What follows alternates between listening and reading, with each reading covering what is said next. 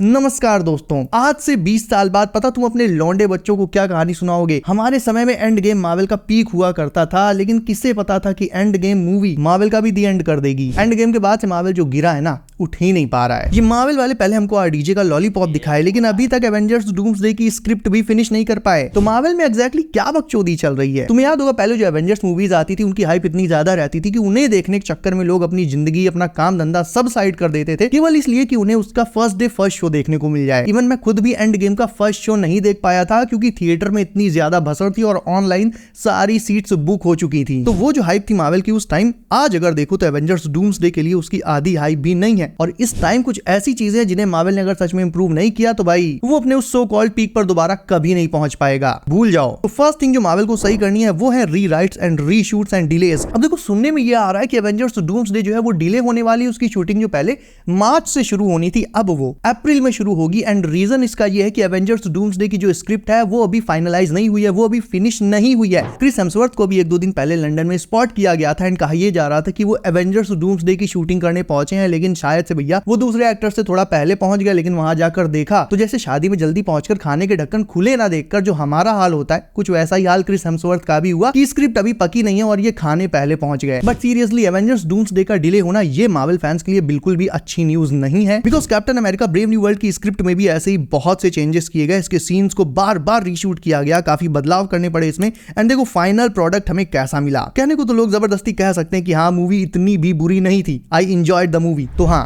Movie सच में इतनी भी बुरी नहीं थी, बट एक मार्वल मूवी के लिए क्या तुम सच में ये रिव्यू एक्सपेक्ट करते हो? इतनी भी बुरी नहीं थी, sounds like a fucking joke. But आज ब्रेव न्यू वर्ल्ड देखने के बाद हमें इन्हीं शब्दों से काम चलाना पड़ रहा है। इस मूवी के बारे में कोई खुलकर ये नहीं कह सकता कि हाँ भाई ये मूवी भी मार्वल की अदर मूवीज की तरह मास्टरपीस थी या बहुत ज्यादा उम्मीद से ज्यादा अच्छी थी। और अगर ऐसा कोई कहेगा देन फिर वो एग्जैजरेट कर रहा है। तो जिन रीराइट्स और रीशूट्स ने ब्रेव न्यू वर्ल्ड को बर्बाद किया, सेम चीजें अब एवेंजर्स डूम्सडे के साथ होनी भी शुरू हो गई हैं। एक तो वैसे भी डॉक्टर डूम का कोई बिल्डअप अभी हुआ नहीं है एमसीयू में, ऊपर से कैंग को भी हटा दिया और अब डूम्सडे की स्क्रिप्ट में भी नौटंकी शुरू। तो मार्वल को ये चीज इंप्रूव करनी होगी, उसे एक सॉलिड डायरेक्शन सेट करना होगा कि वो एक्चुअल में किस तरफ जाना चाहता है और फिर उसे पकड़कर आगे बढ़ना होगा। हाँ एक चीज और बता दूं, स्क्रिप्ट में चेंजेस होते हैं और सीन्स भी रीशूट होते हैं, बट हर मूवी में ऐसा नहीं होता। और अभी मार्वल की लिटरली हर एक मूवी में ये चीजें हो रही हैं, जो कि एक अच्छा साइन नहीं है। और ये दिखाता है कि फिलहाल मार्वल के पास वो लॉन्ग टर्म प्लानिंग नहीं है जिसके लिए वो हमेशा से जाना जाता है। मल्टीवर्स सागा अब अपने फाइनल मोमेंट्स की तरफ बढ़ रहा है और ऐसे में जल्दी जल्दी ये सारी जो चीजें हो रही है ना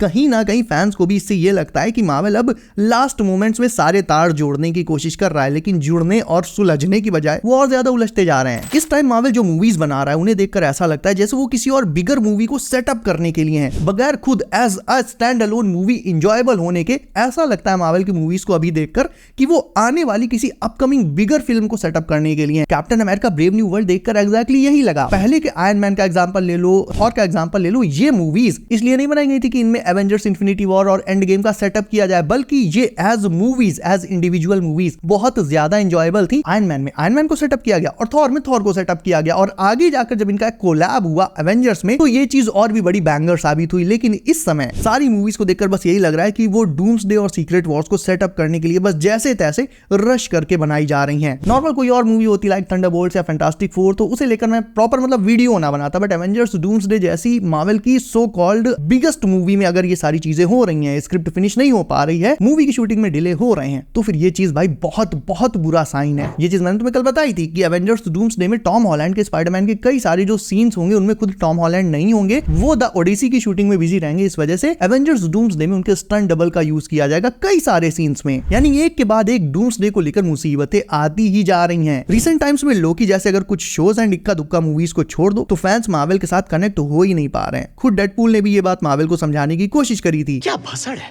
एक के बाद एक बस फ्लॉप पे फ्लॉप पे फ्लॉप। 2 पिक्चर में रुक जाना चाहिए था, पर हम नहीं सुधरे। मुझे तो एंड गेम के बाद से सब अच्छा लग रहा है।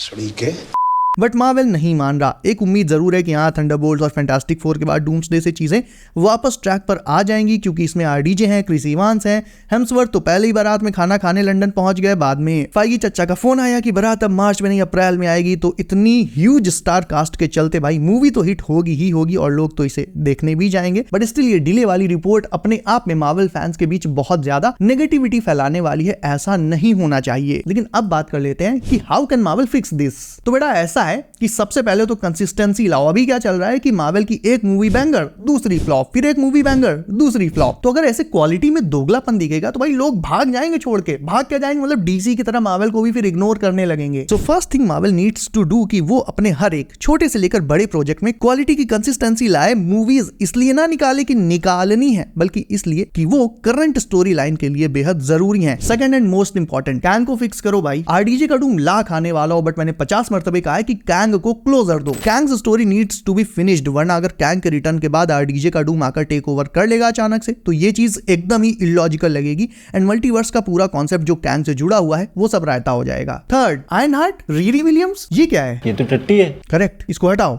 इसको क्या I mean, सारे यूजलेस कैरेक्टर्स को हटाओ। For example She Hulk, Ironheart, Shuri as Shuri तो ठीक है, but Shuri as Black Panther ना। मल्टीवर्स की स्टोरी लाइन में ये सारे कैरेक्टर्स बिल्कुल ही यूजलेस हैं। They should be removed ASAP, वरना तुम ऐसे ही फालतू कैरेक्टर्स को ला लाकर भीड़ बढ़ाते रहोगे और इधर फैंस की भीड़ जो है वो धीरे धीरे कम होती जाएगी। ब्रिंग बैक ओजी कैरेक्टर्स, नहीं समझे? Hulk, bring back Hulk. Hulk जिसे मार्वल ने इन्फिनिटी वॉर में थैनोस से कुटवा के मेंटल पेशेंट बना दिया था, जिसे हल्क रेक्टाइल डिस्फंक्शन की बीमारी हो गई थी, उसका हल्क खड़ा ही नहीं हो रहा था और बाद में जब हल्क आया तो ऐसा गू बन गया कि उसे देखकर लग रहा था कि इससे अच्छा तो भाई यही था। तो कूल बनने के चक्कर में भाई ये सब फालतू हरकतें क्यों? हल्क की पहचान है उसका गुस्सा, उसकी ये बल्जिंग मसल्स, उसका पागलपन, और मार्वल ने करंट हल्क से ये तीनों ही चीजें हटा दी। अब वो क्लास में मुर्गी बन के अंडे देता है, बाजा बजाता है और बस ऐसी ही टुच्ची हरकतें करता है। तो जाहिर है इट्स नॉट कॉमेडी, इसको कहते हैं चूतिया। Bring back Hulk. कोई मूवी जब इंटरनेट पर लीक हो जाती है तो लोग बड़ा गरियाते हैं, कहते हैं कि मूवी लीक कर दी, हमको स्पॉइलर दे दिया, मूवी हमें खराब लगेगी। और ये क्या है? ये क्या है? कहने का मतलब मेरा ये है कि मार्वल ट्रेलर और टीवी स्पॉट्स के नाम पे हमें मूवी के बेस्ट एक्शन सीन्स पहले ही दिखा देता है, मूवी का प्लॉट पूरा रिवील कर देता है, पूरी कहानी बता देता है, मूवी में कोई सस्पेंस नहीं रह जाता है। सारे मेन सीन्स सब कुछ मार्वल खोल के रख देता है ट्रेलर्स और सो कॉल्ड टीवी स्पॉट्स में। ब्रेव न्यू वर्ल्ड की तुम्हें रियलिटी बताऊं? एक सेकंड रुको, कुछ दिखाता हूं। ये है मार्वल का ऑफिशियल चैनल। अब इसमें ये ब्रेव न्यू वर्ल्ड वाले जितने भी वीडियोस हैं ये गिनना। 4, 5, 6, 7, 8, 9, 10, 11, 12, 13, 14, 15, 16। तो भाई 17 तो ये लेटेस्ट जो ट्रेलर और टीवी स्पॉट्स छोटी छोटी क्लिप्स होती हैं वो सब थी, और बाकी के जो मेन 2 ट्रेलर आए थे पहले उनको भी गिन लो तो ऑलमोस्ट मतलब 20-25 क्लिप तो केवल मार्वल वालों ने ही अपने मेन चैनल पर रिलीज करी हैं। तो भाई सोचो, इनमें रेड हल्क के सारे बेस्ट एक्शन सीन्स इनमें ही तुम्हें दिख जाएंगे। मूवी किस बारे में है? सैम विल्सन को कैप्टन का टाइटल देने के बारे में, पहले ही रिवील हो गया। मूवी का मेन विलन कौन है? द लीडर, पहले ही रिवील हो गया। रेड हल्क कौन बनेगा? रॉस, पहले ही रिवील हो गया। मूवी में पूरी भसड़ किस चीज के पीछे होगी? एडमेंटियम, पहले ही रिवील हो गया। एडमेंटियम कहां से आएगा? सेलेस्टियल से, पहले ही रिवील हो गया। मूवी में वॉर किन कंट्रीज के बीच में होगा?